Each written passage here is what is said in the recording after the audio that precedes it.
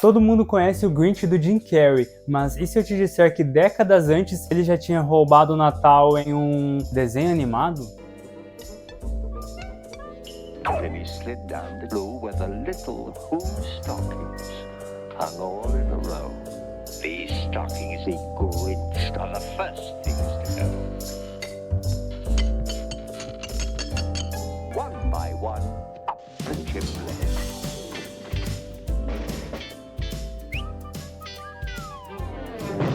E mais, essa animação escondia a assinatura de um verdadeiro titã da indústria. O que essa versão tem a ver com o clássico Frankenstein? Eu sou o Mika e hoje a gente vai explorar a origem secreta do Grinch antes do cinema.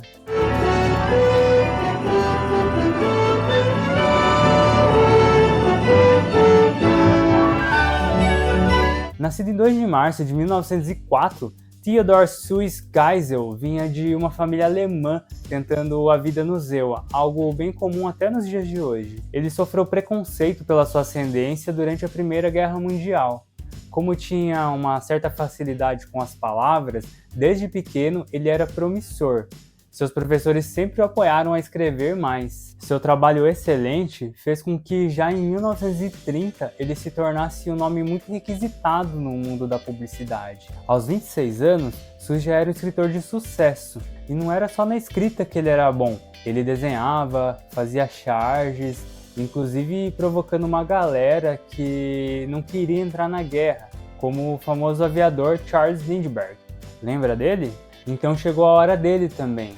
Foi convocado para servir na primeira unidade de filmes da Força Aérea Americana, uma espécie de divisão que era encarregada de fazer peças artísticas para a guerra, como filmes para destruir soldados e para inspirar as pessoas a se alistarem. Essa divisão provavelmente inspirou a produção de diversos filmes de propaganda militar, que vieram anos depois, como Top Gun e Capitã Marvel. Durante esse período, Suess conheceu Chuck Jones, o criador de diversos desenhos animados da Warner. Você pode ver um pouco mais sobre eles nesse vídeo. Eles ficaram amigos, mais precisamente durante a criação de Private Snafu, uma série de curtas que servia para instruir soldados do que devia ou não fazer no teatro de operações. Chuck dirigiu diversos desses desenhos e Suess escreveu muitos dos roteiros. Em entrevista, Chuck Jones relatou um dilema. Quando os próprios soldados gravavam os filmes de instrução, o resultado era técnico, porém sem qualidade. Eles não eram atores. Mas ao contratar profissionais, o problema persistia. Os soldados não se convenciam, pois aquilo era só atuação de quem nunca tinha pisado no campo de batalha. Então Chuck elaborou seu projeto de fazer animações, pois essa linguagem universal, acompanhada de um pouco de humor, poderia ser mais interessante para os soldados.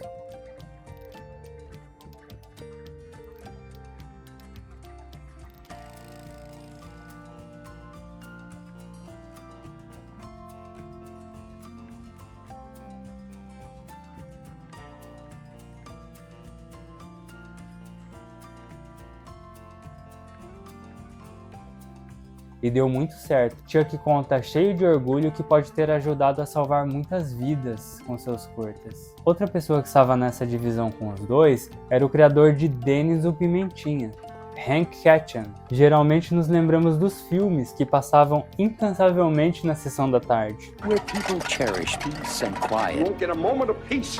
there lives a kid named Dennis. Ou mesmo dos desenhos.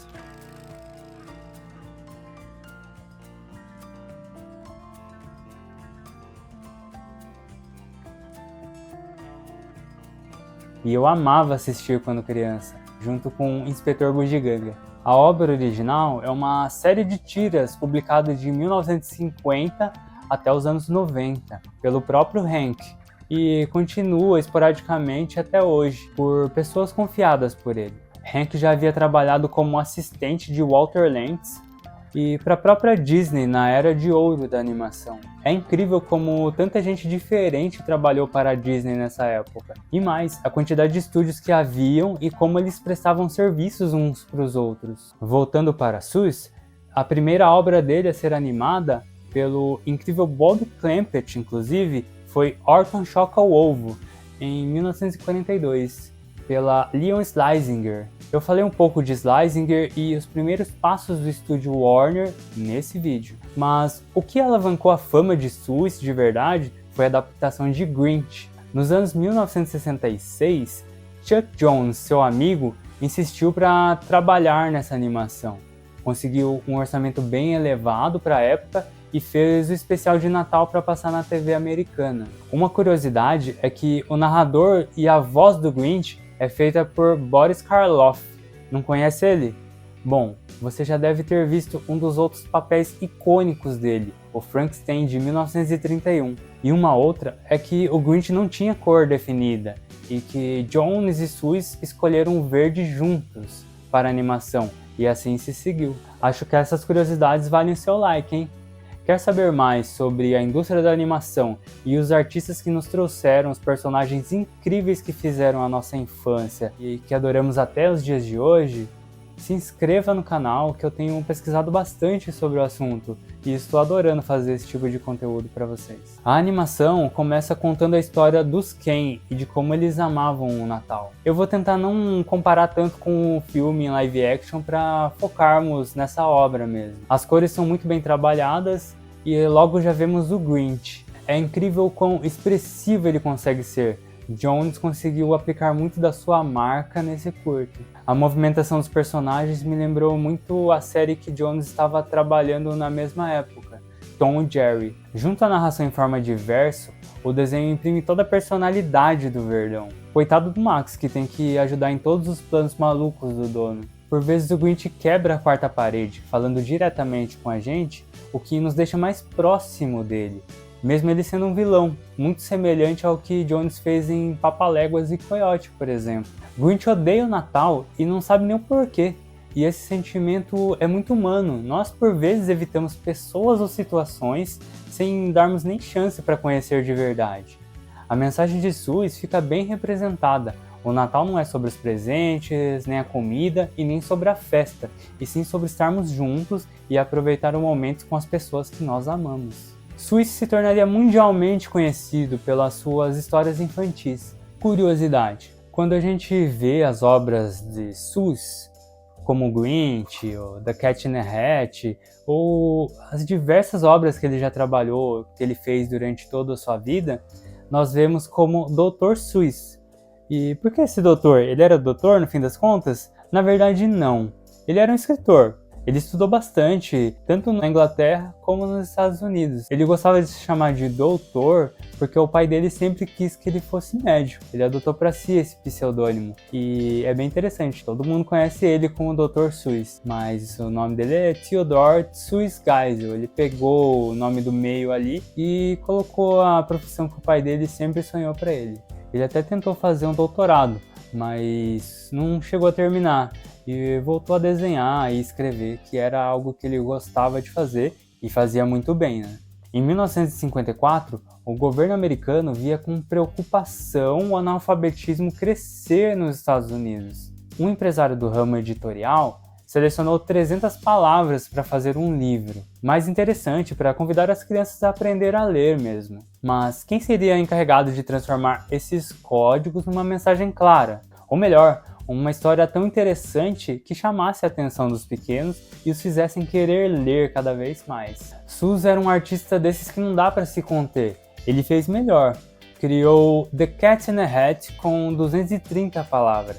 O livro foi um sucesso, ganhando versões para alfabetização das crianças nas escolas, mas também versões comerciais para vender para todo mundo. A obra ficou entre as mais publicadas por muitos anos. O especial do Grinch foi reprisado por diversos anos na TV americana, e é basicamente o show do Roberto Carlos deles. Alguns anos depois, mais algumas animações seriam produzidas, com um roteiro inédito, feito por Suits, porém, Jones só trabalharia em duas delas.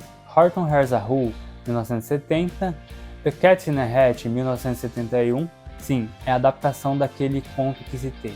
Halloween's Grinch Night, de 1977, e The Grinch Greets the Cat in the Hat, de 1982, um crossover do Grinch com o gato. A vida de Suisse foi intensa, com diversas publicações por toda a sua vida. Com certeza vale a pena saber mais sobre o autor, além desse recorte que eu estou fazendo aqui.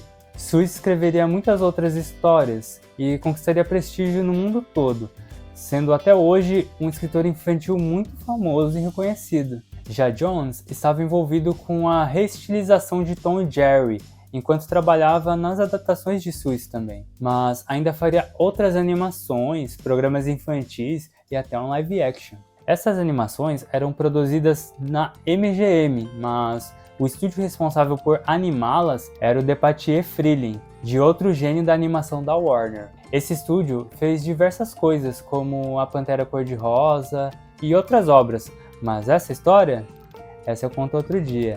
Até mais!